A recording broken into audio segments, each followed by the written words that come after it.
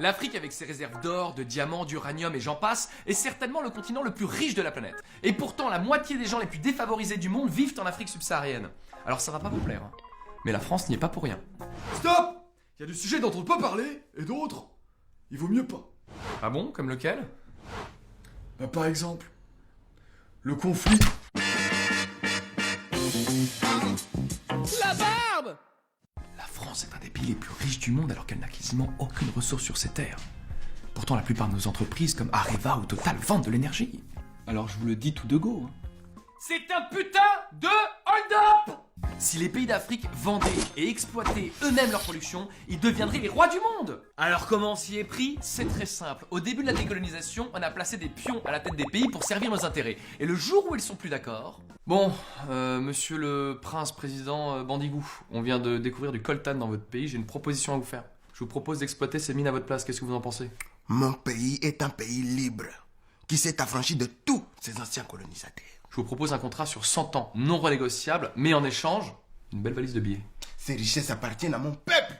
Il revient à nous seuls d'exploiter ces mines et d'en faire nous développer à la hauteur de nos richesses. Le Caponeria est mon pays et je le gère comme je veux. Attendez, monsieur Tombouctou, si vous êtes ici, c'est grâce à nous.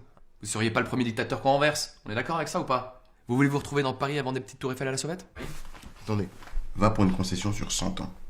Par contre, je garde 5% du profit pour moi. Vous êtes dur en affaires, hein? J'ai fait HEC. C'est pas vrai, moi aussi. Voilà, petite signature ici. Eh ben c'est parfait, ça, monsieur Boubou, les bons comptes font les bons amis, hein, vous savez ça. Ah, vous revenez quand vous voulez. Et quand les colonies ont voulu devenir indépendantes, on leur a dit ok, mais vous nous payez une taxe coloniale. Du coup, les anciennes colonies ont commencé leur indépendance avec une putain de dette envers la France. On leur a mis à l'envers dès le début, hein. C'est le cas d'Haïti, première colonie indépendante qui a complètement été ruinée par cette taxe. Oh yeah, maintenant!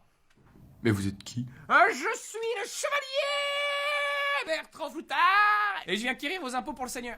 Mes impôts. Et oui, Gredin, vous me devez la dîme, le sens et la gabelle. Vous êtes complètement timbré, on n'est plus au Moyen-Âge. Ne dites pas de sottises, ville canaille, ou je vous transperce. Bon, on fait quoi? Bah, je vais appeler les flics. Et comme si ça suffisait pas, on contrôle aussi leur monnaie, le franc CFA qui est entièrement imprimé en France et qui à la base signifiait franc des colonies françaises d'Afrique. C'est de bon goût les mecs, c'est de bon goût. Bon alors qu'est-ce que je peux faire pour vous? En fait, voilà, on aimerait sortir du franc CFA. Je comprends pas.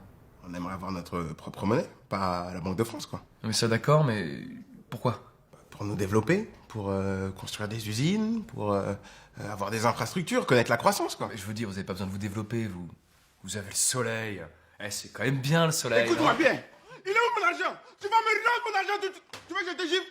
Je te gifle. Par contre, les hommes d'affaires français, eux, ils se font plaisir. Ils investissent à tour de bras. Bolloré, par exemple. Oui, le même mec qui donne de l'argent à Morandini et Cyril Hanouna. Un garçon plein de qualité. Et ben, ce gars-là possède tous les ports de France-Afrique. Du coup, dès qu'un bateau entre ou sort, le mec se rince. Alors les gens qui pensent qu'il y a trop de noirs en France, faudra pas oublier qu'on est bien content d'avoir de la lumière, du chauffage et de l'essence pour aller bosser. Parce que le jour où on perdra nos privilèges, ce sera peut-être à nous d'essayer d'aller vivre chez eux.